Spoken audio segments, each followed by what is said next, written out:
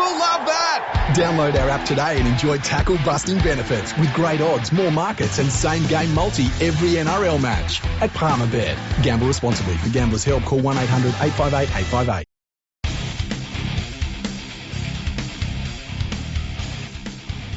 Hello and welcome to episode 389 of Fergo and the Freak. I'm that bloke from Rugby League Project, Andrew Ferguson. You can find me on Twitter at AndrewRLP. And join me as always, it's a glorious League Freak. You can also find on Twitter at League Freak. How you going there, mate? I'm good, Andrew. Why don't you like mushrooms? Brown, slimy, filthy shit. What? Who's been cooking you mushrooms? It's a fungus. Who eats fungus? Everything eats fungus, and fungus eats everything. Yeah, I'm not eating that shit. It's great. If you get the right sort of mushrooms, they're good. If you get the wrong ones, they kill you in an agonising death. But all types of mushrooms are shit. I like mushrooms. I really like mushrooms on pizza or mushroom sandwich. Cooked mushrooms, put them on a sandwich. Oh, yeah. Filthy. You know who likes mushrooms? Who? NRL journalists. Yeah, but they have no souls. Like, the stuff that they like is just... You know why they don't have souls? Because of the fucking mushrooms they eat.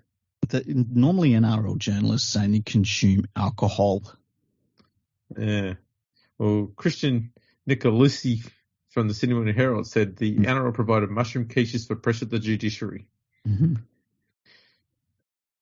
Why are they feeding their journalists? Would you feed them? Oh, fuck no. No, you know fucking way. I'd get one hot chip and I'd throw it out there amongst the middle of them, and it'd be a hot chip that's been pissed on. I tell you what I would do. And just watch them swarm over it. Over like seagulls, and they get a taste of it and go, oh, I don't really want that anyhow. I would provide them with those really high chairs that you have at pubs, but that like have a small back. You know, the ones that have a very small back on them. The back's actually useless. Yes. But then I would make sure they were all uneven, so they were all wobbly, right? And then I would provide no food or water, and I would make sure that I had employees bringing in hot chips and things like that, not for the journalists, just to walk through, just to have the smell of hot chips and like coffee and stuff like that come through. Oh, you want to have the smell of beer as well. Well, yeah. Just to tip them over the edge. Yeah. Every news article would be absolute hate.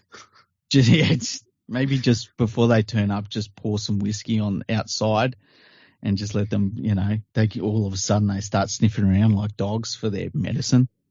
Just as they're getting pissed off, put some beer coasters down on a bar in front of them.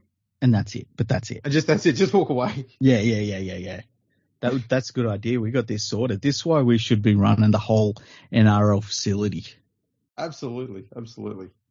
A piece of piss, really. Mm-hmm. But now we've got that out of the way, we're going to be doing our preview, courtesy of our good friends there at Palmerbet.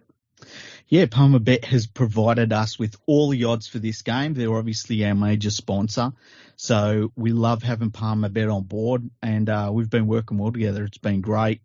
And as always, remember, gamble responsibly. That's exactly right. We've got to come up with our own one of those, by the way. We do, yes. We'll sort that out. We'll come up with something new that can be catchy that people get into. Yeah. So let's get into it. Mm-hmm. And the NRL has decided to completely ruin my weekend by putting the Tigers on Thursday night. Yeah, well, they're playing the Gold Coast Titans. I believe it's up there on the Gold Coast. It is indeed. The Titans are favourite at $1.29 in the head-to-head. The West Tigers are at $3.64. The West Tigers have a 10.5-point head start at $1.85. It's been a little bit of money for that because the Gold Coast Titans are at $1.95. That is a pretty good head start, I've got to say. It is. Now, one of the reasons why the Tigers would be, at long odds is James Roberts is back in the side. That and them being terrible doesn't really work in their favour. Well, that's mostly James Roberts being back. He got outplayed by a second rower, and a big, tall second rower last week. So that's about to be a mess. Madden survived his journey to the judiciary.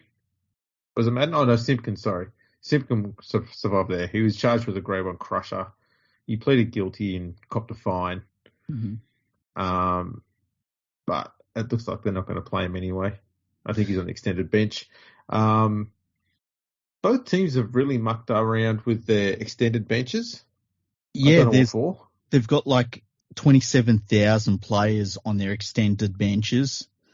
Yeah, one thing that gets me is Stafford Toa, who had an absolutely great game for the Tigers, probably their best player last week, is out of the 17. Mm-hmm. I'm hoping that changes. It's weird. It's weird how teams name such extended benches. I thought that it was maybe something to do with the COVID, but apparently not. It's just the way things are. It's and we'll get into this later on. I didn't want to address this so early in the podcast, but the Gold Coast Titans have named Will Smith as their 14th man in this side. I don't want to say more than that. We'll discuss the Will Smith incident later on. All I'll say is he hasn't been charged by the judiciary yet. It's a disgrace. It is. It was at least I don't know how they do the grading this year, but it should have been straight to the judiciary. I mean, I wouldn't even have it'd be like the Mitch Barnett one. Just dangerous contact it avoids all grading. You go straight to the judiciary panel. It's not where you get to choose whether you're guilty or not. They tell you how long you're suspended for. That's how it works. Exactly. It was an off the ball incident, and we can't allow that in the game. It's just I think Will Smith has a lot to answer for. Oh, absolutely he does. Absolutely. Now for both sides, Jaden Campbell and Philip Sammy are out for the Titans. But Jermaine Osako, who the Titans have just picked up from Parramatta, I'm going to say that all year. Yeah, that's a good one, yeah. My brain just car crashed then when you said that. I was like, for the Tigers, Utica Manu and McKaylee, both big props, are out. And the one thing you want to have against that Titans pack is some good prop rotation. And the Tigers are going to be struggling there. Yeah, and I think the other thing too is that this Titans side got out to that massive lead against the Raiders and just pissed it away last week. And it was going to be like one of those, the Titans, what do we got here this year? And it turned into a really disappointing loss. So they're going to be coming out really wanting to put one on someone. It just so happens it's the Tigers up next. And yeah, their forward pack is actually really good. And I got to say, I think that Brimson and Sexton have been starting to combine pretty well. It's only early in the year. But the thing I like about Toby Sexton is that he doesn't mind really going after it and trying a few things for a young halfback. And so, you put him up against Brooks, who's the complete opposite, doesn't like trying anything. It's a good sign for him going forward as an NRL player long term. The only thing that really concerns me is we need to have some sort of nickname for that halves pairing. I don't know if it's Brimsex. I don't know if it's Sexton. I don't know what it is. AJ Sex. I don't know, but we've got to work it out. Well, I'll tell you what, that's going to have to be something we have as a conversation episode one day, is the nickname for every halves combination for every team. Yeah. Just to make it look like we're not just going after this one because we can, make fun of the word sex. Yeah. The word sex is in it too. I didn't realise that, hey? Yeah. The Tigers this week could be Mad Bro. It could, see? Mad Bro, the Mad Bro halves combination. Yeah, there you go. It's like anything except being a Mad Bro combination, though, is it? Correct. It's going to be interesting to see what the Tigers do in this one. Madden is playing pretty well. I'd rather see him at 7 and Brooks at 6. I think that would work better. Little needs to get loud. He's a decent enough organiser, but like Brooks, doesn't speak enough and doesn't direct enough. Tigers are okay on the edges up front, but you're up against David Fafita and Big Tino, so being kind of okay just ain't going to cut it. Yeah, exactly. So I'm picking Titans in that one. No, I have to go Titans. Let me go to the tipping part because I haven't put my tips in for the NRL tipping comp. You can join our tipping comp, by the way, on the NRL website. So I'm going Titans for that one. Yeah, I've not put mine in yet either. I better write mine down. What's this? Unimportant. Okay, I'll write it on here. Okay, next one is the Sharks versus the Knights. For this one, Connor Tracy and Matt Ikuvalu are both out for the Sharks, which means Talakai, big bustling back rower, is going to be playing at centre. Mm-hmm. It's not too much of an issue because he can do it pretty well, but the Knights' outside backs are sizable and fast, and Gagai and Best. So he's going to have his hands full looking after those two. The Knights have got Mitchell Barnett out because he copped 6 weeks for whatever it is he thought he was doing that seemed legit in his brain at the time. What did you think about that? Did you think it was too long or too short? When it comes to a deliberate illegal act, and let's be honest, that was, 6 weeks should be the absolute bare minimum, and I probably would have given him 8. Yeah, I think I'd said 8 to 10. I would have been happier with 8. I thought that 6 was not enough. No. There's no need for that shit in the game. And if you ever want to crack down on anything and make an example of anyone, you do it on shit like that every single time. Mm-hmm. You come down, I don't care if you come out and say, right, we're giving you 12 weeks for that. Fine. I don't care how long they make it, because at the end of the day, don't do that shit. You don't get those suspensions. But if you make it 6 weeks, it's kind of, it's too, for me, it's too weak. Way too lenient. Yeah. Now, Palmerbet in the head-to-head betting, they've got the Sharks at $1.40 heavy favourites over the Newcastle Knights, $2.95. The Knights have a 7.5 point head start, and it's $1.90. Obviously, with the 7.5 point handicap, the Sharks are also at $1.90. So, I agree with that. I think that it's hard to go past the Sharks in this one. It feels like there's going to be a hangover for the Knights after that Panthers game. Yeah, I worry mostly in this one about the Knights pack, especially once you get to that around half-time period when you start to bring on your second rotation of forwards. Mm-hmm. The Sharks have got they're not X-factor players, but they're the sort of players you want who will do that dirty work in the middle and just keep plugging away until you get your starters back on the field, like Tolman and Fafita. And you can also throw McInnes in there, he's not hugely creative as a forward, but he's pretty solid in the middle as a defender.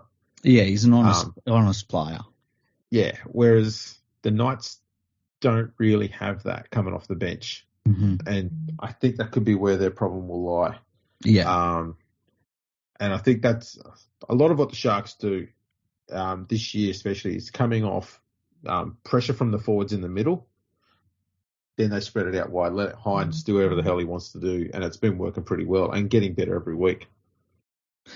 Yeah, it's going to be interesting to see if Nico Hines can, because he is still earning that halfback role full time, it's going to be interesting to see if he can continue like the trajectory he's on. It's fantastic so far. Like he's a real handful when you play against him. Oh, absolutely. Absolutely. So it's, I'm going with Sharks on this one. Especially now they're back at home. Well, they were 5 minutes down the road. What's the long 5 minutes? Also on Friday, we've got Panthers versus Rabbitohs. Now, this one, Palmerbet. I was going to say, there's a few ins here. We've got Nathan Cleary back. Okay. That's huge. That helps. But yes. So Palmerbet's odds for this one, they've got the Panthers as extremely heavy favourites for this one. The Panthers are at $1.37 in the head-to-head. The South Sydney Rabbitohs are at $3.12. which is massive after coming off that pretty good win last week. The Rabbitohs only have a 7.5 point head start at $1.90, which gives the price for the 7.5 point handicap to the Panthers at $1.90 as well. Nathan Cleary being back will be huge. You saw footage of him last week after last week's Panthers versus Knights game, and he was going through some drills with James Fisher-Harris, just testing out that shoulder. I saw that Youre a couple of days ago said that he was focused on Nathan Cleary's shoulder, and as a Panthers fan, I would be like, yes, please focus on his shoulder. Well, the other two players coming back via the extended bench for the Panthers, James Fisher-Harris and Liam Martin. Mm-hmm. I wouldn't be surprised if one or two of those make their way onto the bench. And if they do, man, that tips it very heavily in the Panthers' favour even further. Yeah, and look, the Panthers, they've been they started out looking really good, but then we sort of thought, well, is the Eagles team really all that good? Especially when we found out about the curse. And then you kind of look at the other games the Panthers have played, and they've just did what they had to do. This is really the first game they're playing this year where it's like, okay, they've got to step up now. And we'll find out how they're going to go. Playing against Latrell Mitchell, he's going to be really hard to stop. I don't know about Charlie Staines on the wing. I think that, his form this season hasn't been great. Neither has Dylan Edwards, for that matter. Defensively, neither of them can stop anybody. It's absolutely terrible. But for the most part, their defence has been fine. And, it's going to be their first real test of the season, really. Absolutely. I suppose working in their favour is the fact that the Bunnies backline isn't what you call 5-star either. That's true. And Crichton in that back line with May, Tago, he was amazing last week. We'll see what happens. I think it's going to be a close game, but I have a feeling that the Panthers will just have too much for the Bunnies. And so that's why I've tipped them. I've tipped them by 4 points in the margin too.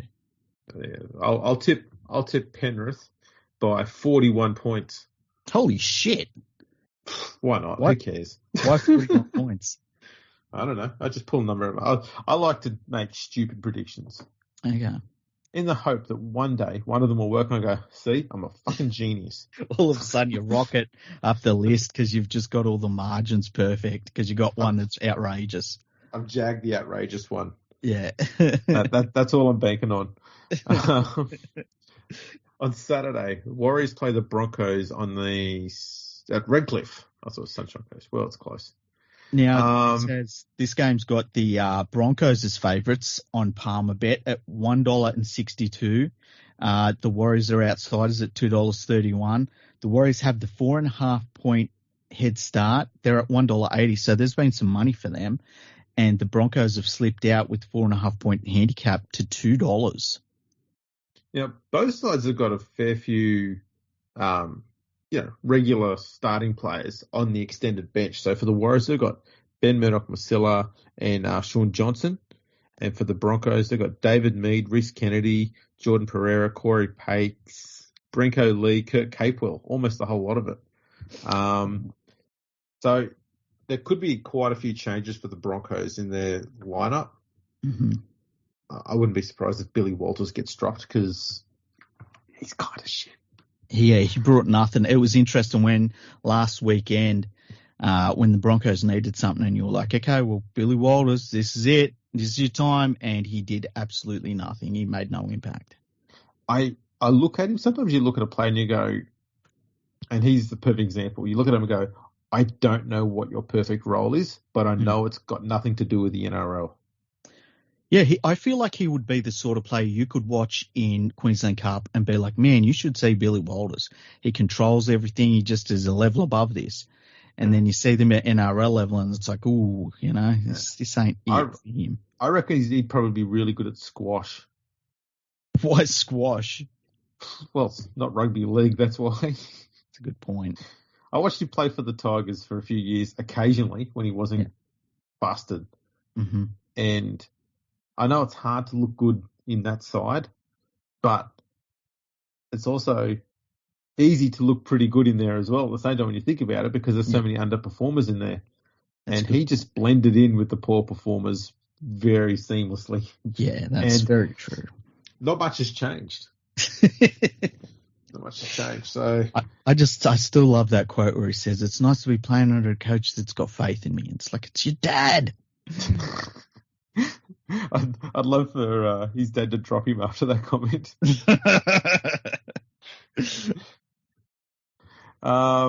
So following from that, we've got Manly versus the Raiders.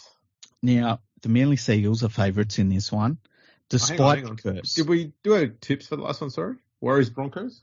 Oh, I don't think we did. I'm tipping the Broncos. Yeah, I'll tip the Broncos. Okay. We'll move on now. Okay, so Manly versus the Canberra Raiders. Manly, despite the curse of the North Sydney jersey that is buried under the northeast section of their brand new stand at the northern end of the ground. Well, on that, because they found out about that, they've moved this game to Mudgee. Oh, have they? That's probably a good sign. That's probably why they're favourites. That's right. Well, just commiserations to everyone that has to go to Mudgee this weekend. The Manly Seagulls. Such a cunt. It's Mudgee or Brookvale. Well, I would rather go to Mudgee than Brookvale, to be honest with you. Exactly. So the Manly Seagulls are favourites on Palmerbet.com.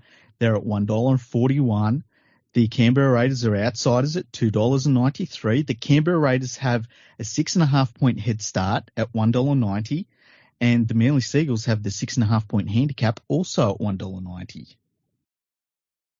Yes.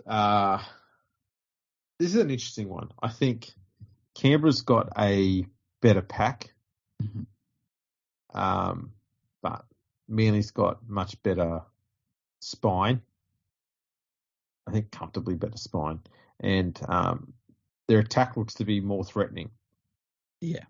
I know it seems weird to say that after the Raiders had that great comeback last week, but do we really think the Raiders can do that every week or the majority of weeks? And I go, no. Yeah, and I still worry about the way they rolled over and died in the first half. You know, it's not very consistent of them. That game that the Seagulls played against the Bulldogs was a real tough game too. It was absolutely pouring rain. They had that curse on them at home, and they still managed to get the points. So, yeah, it's going to be a tough one. But I have tipped the Manly Seagulls. Yeah, I'm going Manly on this one. I would have liked to see, with Sebastian Chris dropping out of the team for this week for the Raiders, I'd have liked to see Xavier Savage move into the 17, but they didn't. Yeah, I think that's a bad move. But anyway, next we have Cowboys versus the Roosters, and about 2 weeks ago, this was a 50-point win for the Roosters. Now I'm not so sure.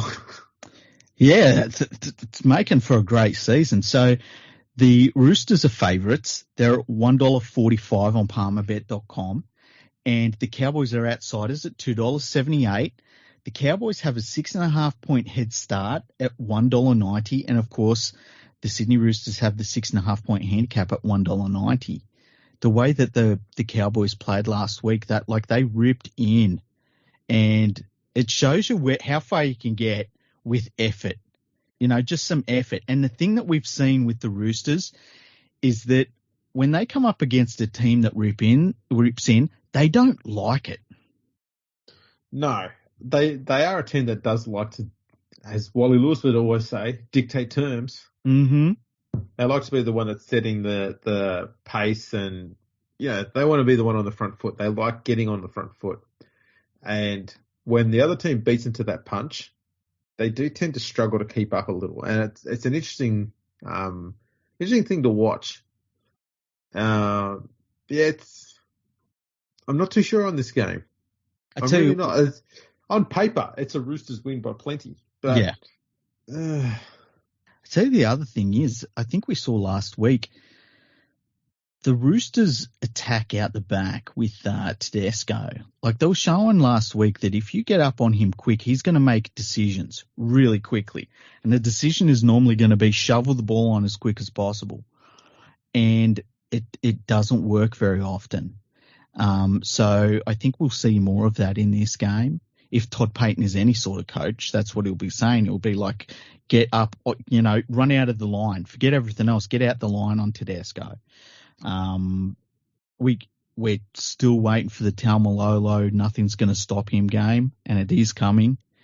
Yeah. But there's something about rugby league where every so often you'll get a team or a player that is a flat track bully, and they will, say all the right things, and when they get off to a good lead, they'll, puff their chest out and something. But when they get smacked in the mouth, they go very quiet. And we've seen that a number of times in rugby league. It's one of the cool things about rugby league. And I don't think it's going to happen so much in this game. I think the Roosters will have a bit too much class, but who knows? Who knows? I wasn't expecting what the Cowboys did last week. That's for sure. Oh, God, no. God, no. It's odd what happened. But yeah, what you were saying about Tedesco is spot on. Because he's typical of a fullback who was really good at all the normal fullback things. Think Valentine Holmes at fullback. Safe under the high ball, good kick returns. That's all he had. And Tedesco was very much the same. And then he developed that passing game afterwards. And it kept getting better and better and better. But the way that it works best for him is that he gets around the defender first and creates that space in that room where he's got the defence either sliding or on the back foot. So he can make the pass without it being panicked. But when the defence comes up at him and doesn't get him that chance to take that, get outside the man or, sweep around, they shut him down before he gets to do that. Then, he will pass nearly every single time unless he can't see the person he's passing to because the outsides come up, cut him off. Then he'll run straight. You want him to pass though. Because if Tedesco runs, there's a good chance he can get through because he's very strong ball runner. So you don't want your wingers rushing up with the centre. You just want the centre coming up, put pressure on him to make that pass, and the winger to sit back a little bit, not too far, but just enough so that he can see someone to pass to, and he'll make that pressure pass. That's how you shut him down. And I think that for the Roosters, they should be looking at playing a little bit deeper, and I know why they play up and flat.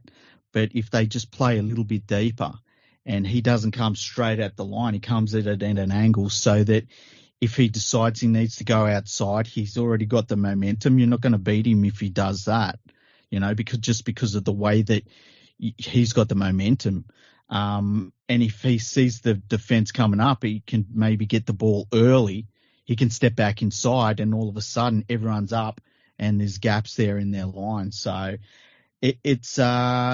that was a really interesting part of last week's game against South, and I'm really looking forward to seeing how that plays out over the course of the season because I think that Tedesco is going to learn on the run as he does that and how the Roosters change their style of attack to accommodate that. It's just, I love things like that. I love seeing teams having to change their tactics. Absolutely. Also, Cohen Hess has been named in this game. He injured his shoulder last week, so I wouldn't be surprised if maybe Jermaine Tanoa-Brown comes onto the bench, or if not into the starting lineup. But I wouldn't be surprised if there's a change there. But, I'm surprised they named him. Yeah. I mean, even if he was fit. Yeah. Next is Melbourne versus the Bulldogs. So on Palmerbet.com, the Melbourne Storm are $1.17 favourites. The Bulldogs are at $5.10. The Bulldogs have a 14.5 point head start at $1.87. So there's been a little bit of money for that 14.5 point head start. And obviously the Melbourne Storm, the 14.5 point handicap, they're at $1.93. Yeah. There's some changes to these sides. So for the Storm, they've got Harry Grant and Tyron Wishart and Xavier Coates all back. I'm not sure if Tyron Wishart will be in the 17 or not, but he had been playing pretty well. But having Grant and Coates back is pretty big for them. The Bulldogs are going to have Ava Suamanafanaia will be coming back to the side.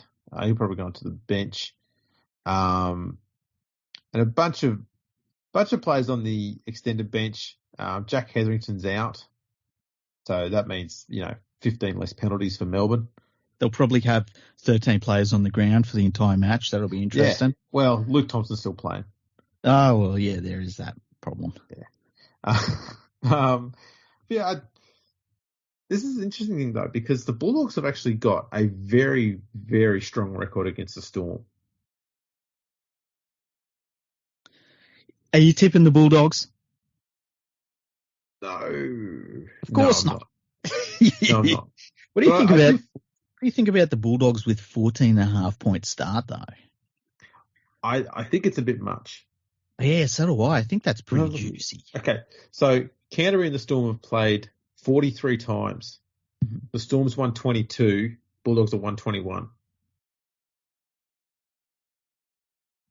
What was the last scoreline that they had? The last two were quite heavy. Mm-hmm. So last year, Melbourne won 52-18, and before that, they won 41-10. Melbourne's won the last 6 straight games, but they lost the last 6 before that. I don't know. I mean, obviously, this Bulldogs team is better than what they've had in the past. Yeah. And I think all I'm getting at here is I'm going to say Melbourne's going to win, but it will also be, I'd imagine, a tight game. It feels Melbourne like should stay in control, but I'm guessing like a Melbourne win by, say, 6 or 8 points, something like that. The other thing, I guess, you could be looking at this from the point of view of Melbourne is due to really just rack one up, because they really haven't hooked up properly this year. It feels like they've had to really fight for their wins. So maybe they're going to do it against the Bulldogs. I don't know. But I tend to agree with you. I think this is going to be a bit of a tough game. Yeah, especially on paper, the forward packs are reasonably evenly matched. Harry Grant's the big difference maker there. Nelson Asafa-Solomona's got to start getting that shit out of his game. I know I've said it plenty of times before, but, man, he's going to get a long suspension soon if he keeps doing that. He should have been out for at least 6 weeks. That was a bad swing and arm. Yeah. Definitely deserves a suspension. Definitely. Yeah, it was crazy. And then, the funny thing was Graham Annesley comes out and says, well, that was a mistake. And it's like, well, who made the mistake? And just change it. You can change it. Well, we've got one more game, and then we'll come back to fucking Annesley. Okay. Last one is Parramatta versus the Dragons. So the Parramatta Eels on Palmerbet.com are $1.30 favourites in the head-to-head against the Dragons, who are $3.56 outsiders. The Dragons have an 8.5 point head start at $1.90, and the Parramatta Eels have the 8.5 points handicap at also at $1.90. Right. Well, with this game, Andrew McCulloch, Farmasuli, Toto Umoga, and George Burgess are all on the extended bench for the Dragons. Aaron Woods is also back into the 17. Oh, that's a blow. So they could have a bunch of players changing in their forward pack, I guess. For the Eels, obviously Ray Stone's out. For the year now. It's confirmed. Yeah. That's a big loss. Because, he's a match winner now. Well, they're number one match winner. I mean, how many other match winners are really in that Eels side? Exactly right. But they're largely unchanged. I think Ryan Madison comes into the 17. He probably had a cry to get there. That's about it. Not much else. I look at it and go Parramatta by whatever they choose to do. If they turn up and decide to play with some sort of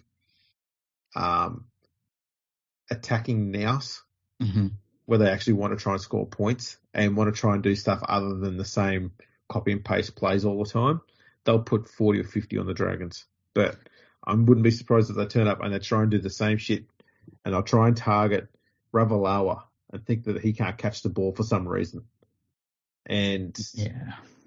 it'll just go on and on and on. And this is the odd matchup, I think, is Wanga Blake versus Ravalawa. I think Ravalawa will make an absolute mincemeat of him. That's the only real strength I see in this game for the Dragons is Lomax Ravalawa's side. They're up against Blake and Penasini. I think that's a huge strength there. So we'll see what happens. But other than that, much of this Dragons team does not interest me whatsoever.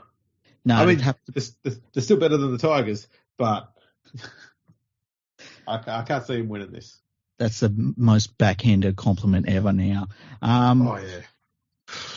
The only way I could see this being a contest is if it's one of those games where the Dragons just turn up and say, let's see what this team's made out of. And they just come out breathing fire, so to speak. And the Eels have been too busy patting themselves on the back all week, which we've seen that happen.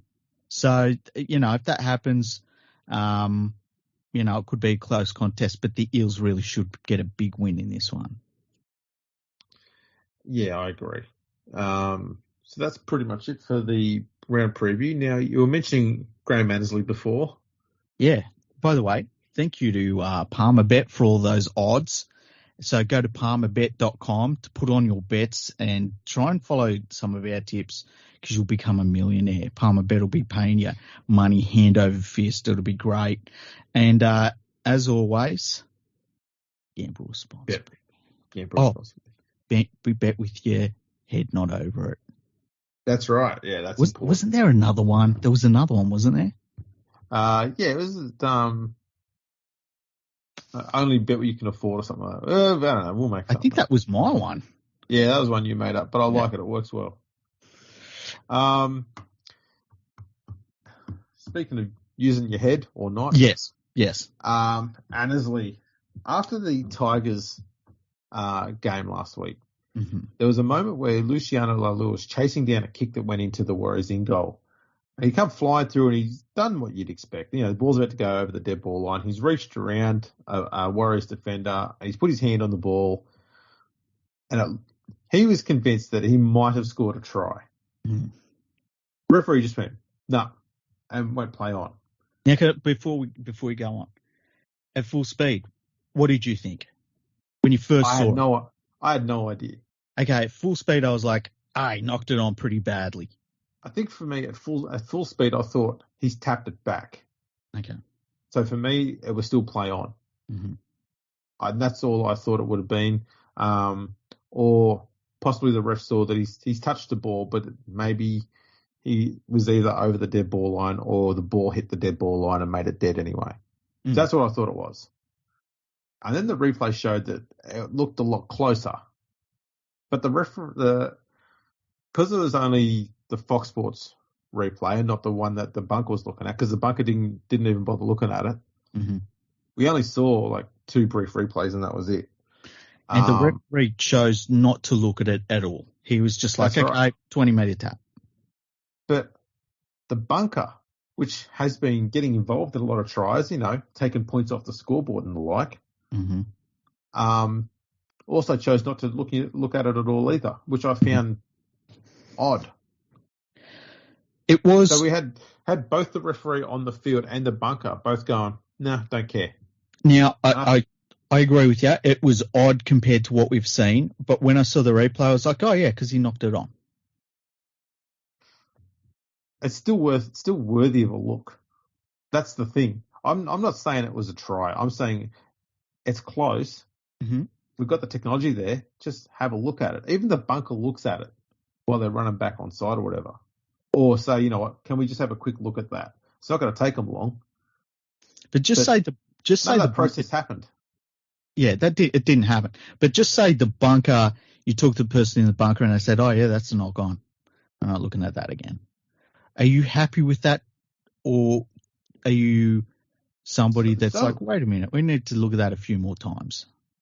No, so long as they look at it and they say it's a knock on or whatever, I'm fine with that. But that's the thing for me is that process never took place. And that's the thing I find odd is that process nearly always takes place. Why is it not doing it now? That's what I don't get. Now, my thought was the referee might have just been in the perfect position.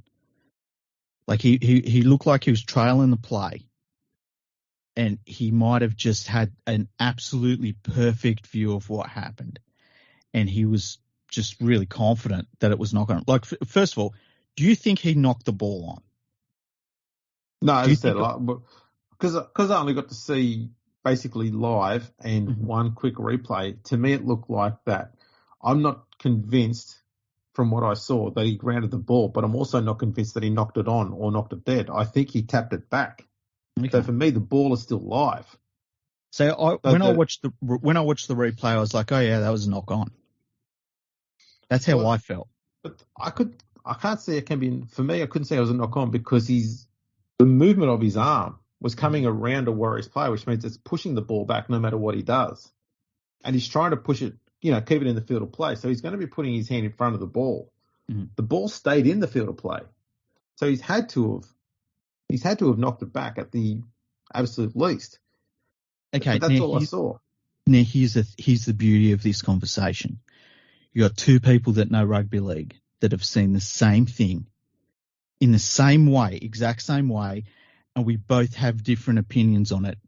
And neither of us you could categorically say is right or wrong. It's just a matter of your opinion and how you saw it, right? Mm-hmm. And I think people forget that when they look at these bunker decisions or referee's decision, in that you can see the exact same occurrence and it can just be your opinion is different on what you have witnessed. On referee decisions, absolutely, and I'm fine with that. Yeah. But this is a situation where it could have been a point scoring play. That's what the bunker's for. Mm-hmm. It should have been used. Mm-hmm. Even if it just takes 5 seconds to just rewind the tape and look at the replay, slow down a little bit and go, oh, he's knocked it on. We move on. We've stopped the game all the other bloody times. What does it matter? And so I just think I'm not going to say that it was a try because I'm not convinced either way, but it should have at least been looked at. That's the problem. Anderson came out and said it should have been a try. And sure enough, the Tigers lost by 4 points. Did he say that though? Because the quote I saw from him was non-committal on what would have happened after. I saw him criticise the referee and the bunker for not looking at the decision.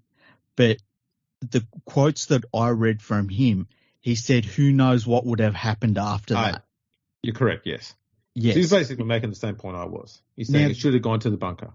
Okay, now there's two things for me that piss me off. Number one, when I look at it and I see on the replay it's no try, in my opinion, and I feel as though the referee was in a great position to make that call straight away, and they get on with the game, I'm like, oh, thank God, let's play some football, because I hate seeing the game stopped, right? And then for Annesley to come out immediately and criticise his officials publicly for not referring the decision, which I felt was the right decision, and then himself not commit to what it would have been afterwards to, not say, well, it would have been a try or not a try, I thought was fucking gutless. And I think that bit was, yes. Now, I think that shows why we are seeing referees stopping the play anytime someone gets hit in a hard tackle, or they, you'll see a really basic try and they'll pull it up. And I mean, we've already seen a couple of calls this year that they've called double movements, which are just not what the double movement rule was meant for at all. And that's why I believe the referees are so timid. And it's not because the referees aren't willing to make calls on the field. It's because their boss will come out immediately and publicly slam them. And they have to do what their boss says at the end of the day, because if your boss says you're doing a bad job, you're doing a bad job, you're doing a bad job, guess what? You'll lose your NRL job. And there's only fucking, 8 games that can have NRL referees in the whole world. You don't want to lose that job. You do what the boss says. That's right. That's exactly right. It's a crazy situation. That's the thing. If he had have said that it should have been a try, that's even more infuriating because it means that the Tigers have been robbed, at the very least, a draw because they lost by 4 points. You know, that's not to say that that's all you do is you put the points on the board, because the whole thing changes. The Warriors then went on the attack, whereas if it had been awarded a try, whether the Tigers kick the goal or not doesn't mean anything, because they get the ball back on the next set instead of the Warriors having it. And the whole course of the game changes after that. So it's that's the thing that's frustrating about it. We've got the technology there. We always go and check it out, and for some reason they've decided not to. Whether we think it's close or not, it's a try scoring play. We should be looking at it because it's close. We can agree that it's close. 100%. It's very close. So it should have just been looked at. I thought that was the process we had in place. Obviously, it's not. So yeah, who knows? That's the thing, that they're trying to get the referees to make judgment calls, and when they make them, they shouldn't be making them on 50-50 calls where they're not too certain. That's what your bunker's for. And we have this bunker now which is interfering in games to make sure those 50-50 calls are going the right way more often than not. Whether you agree with that or not is another matter.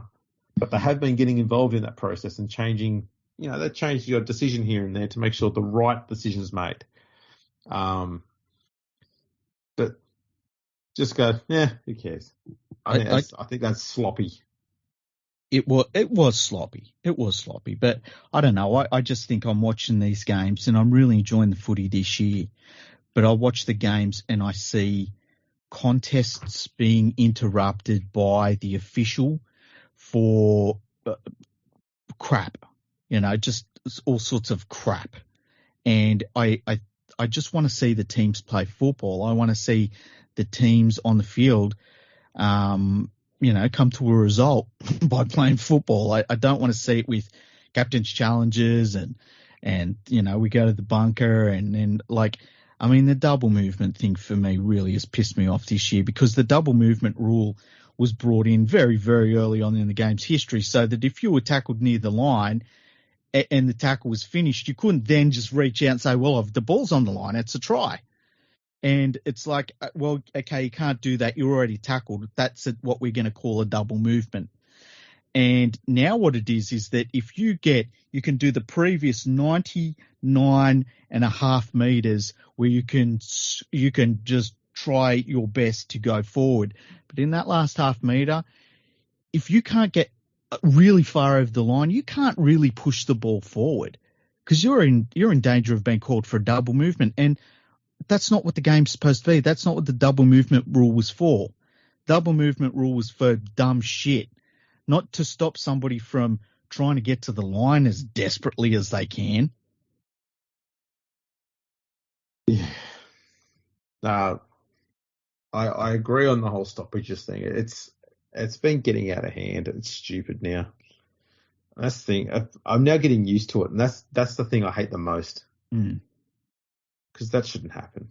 It used to be a lovely free-flowing sport, and the referees had control of what went on the field. And the reason why there's so much conjecture now about referees' decisions is because we've not let technology creep in. We're letting technology have basically a 50-50 say on decisions. Yes. And when you're letting technology do that, we're automatically got the belief we're stopping the game, we're using technology to get the right answer. And then when it comes up with the wrong answer, we're going, why do we do all of that? How does technology do things wrong? At the end of the day, not technology doing it wrong. It's the humans that still run it, the same humans that used to make the same mistakes on field every now and then that we used to just accept. But because they're now using technology, we expect them to be right every single time. But it's not the technology that's the problem. It's still got human error involved, because humans are still running the technology, and you can't remove that element. So why are we giving technology more of a say to slow the game down and pause it when there's still human error involved? And I guess the thing I would say is that, and we know the answer to this, what would happen if you just got rid of the technology completely out of the game, except for, say, grounding decisions, and grounding decisions only in the end goal? where there's, you know, and look, that would have been a grounding decision on the weekend in the Tigers game. But say a kick is put through and you don't know who got the ball first, I'm happy to go to the video referee for that. But all this other crap, please just get rid of it, because, you know, the bad decisions are still being made, okay? And I'm fine with that to a certain degree when it's made on the run. If a referee misses something on the run, I'm like, well, dude's a human being. But when we watch, you know, 5 different replays and they come to a decision that's wrong, you're like, what the fuck was that? We just stopped the game to get it wrong? Yeah, that's horrible. Well, was there anything else we need to go through? Not that I can think of. We've got a couple of emails we could go through. Nah, save it for next time. Okay, we'll save the emails. We actually got an email just come through just now, hey? Right. Yeah, we'll do them in the next episode. We'll try and get one done maybe early weekend. I'm up for that. I'm 100% up for that.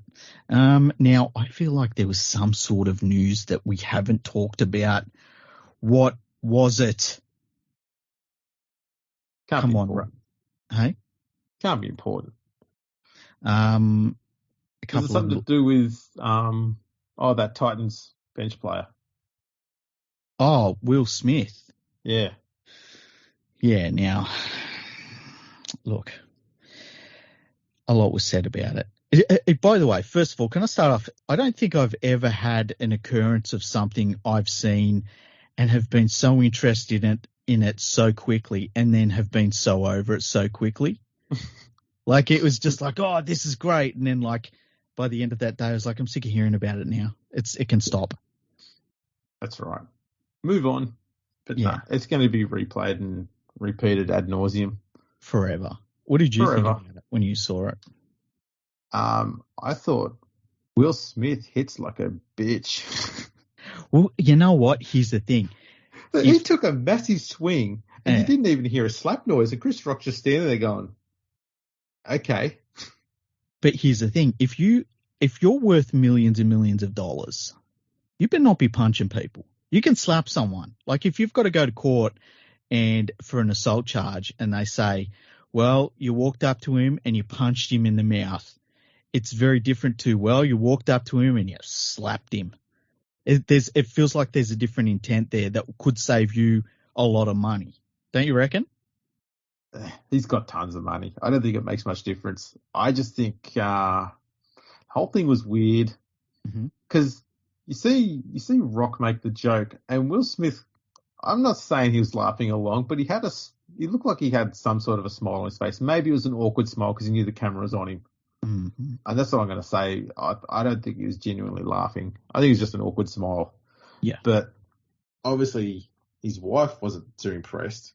Mm-hmm. And then he just strutted up on stage and did what he did. I was looking at going, none of that was necessary. Like, that was all just stupid. But here's the thing, right? If you make, and you would never do this because you're a lovely person, right? At least I say that to people, right? They don't know. That's the image that we're portraying to people. Yeah, they don't know the truth, the dark truth. But if you make a joke about another man's wife right in front of him, you are open to the prospect that you're going to get fucking beat, right? Yes. That's all I want to say. That if you, as a dude, if you're standing in front of another dude and you're making a joke about his wife, you know that there could be consequences. Yeah. Okay. There's just some things you don't do. That's all I wanted to say. That's all I wanted to say on the podcast about it, because there's all these people going, and it's like, wait a minute. This is something that people know to be a fact of life. Like, you're opening yourself up to it. That's right. Yeah, that's all. Yeah. No, it's just one of those things that we should all know.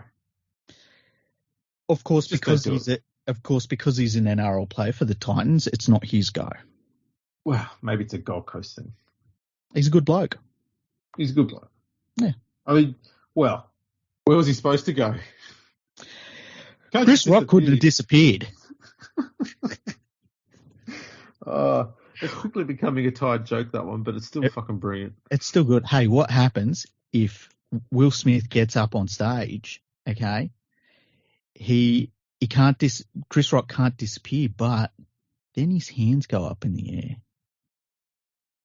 What happens then? Because hands in the air means you did disappear. Oh, yeah. What would he do? I mean, then you just have Will Smith just waving his arms around. Yeah, pretty much. So basically, and I'm not victim blaming here, but this is Chris Rock's fault because he didn't put his arms in the air. He could have avoided all of this. That's right. Well, I mean, in the end, even though he did put his hands in the air, he didn't really appear to have got struck anyway, so... He didn't even take a backward step or lose his footing. Or even have his head snap in one direction. He's just like, oh. He took it, hey. The other thing was... yeah. It's almost like a flinch that you make when you think something's being thrown in your direction. Mm. But you just saw something wrong. You sort of turn your head a little bit and you go, oh, no. It was he had less fear in him than I do currently when my dog comes at me at 1,000 kilometers an hour with no brakes. She has no concept of physics whatsoever. And it's this giant fucking nuggety head flying at me. And it's terrifying me at the moment, Andrew. I'm fucking scared, man. I'm living with a fucking beast. It's scary. That's a weapon, that thing you've got. Oh, Jesus. It's like she'll run around and she'll because she's so much bigger than she was even a couple of weeks ago, she'll run in and slide into the wall and makes a big bang sound and she just keeps running. It's like, fucking hell, what the fuck is going on? It's like, it's a large animal running around. It's different having a small dog where you're like, oh, there's a little dog running around.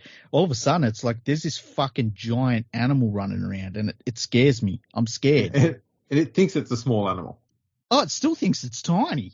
Yeah, it ain't. That's a weird thing. It's crazy. Oh, man. It's terrifying. It is indeed. Well, I'll tell you what, I think that wraps up a pretty tidy episode. Yeah, it's been a good one. I've really enjoyed it. I think that it was a good idea to record on Tuesdays. We'll keep doing these on Tuesdays whenever we can. And I'd like to thank Palmerbet.com for their sponsorship of the podcast and all of their odds. Their odds are actually really good. And the way they set the line, it's like, oh, it's so juicy. It's like I want to get involved in it and just... Nice. Yeah. Thanks to Palmerbet. Always bet responsibly. That's the most important thing here. Mm-hmm. And make sure you check us out on the socials, on Twitter and Instagram at Fergo Freak Pod. We're on LinkedIn, Facebook, YouTube, MySpace. Check all of those out. That'd be fantastic. And I suppose we can leave it there. Yeah. Thanks for tuning in, everyone. Way, if you're on Twitter, go and search up I Made a Rugby League group. So just look up rugby/league on the. Is that under communities?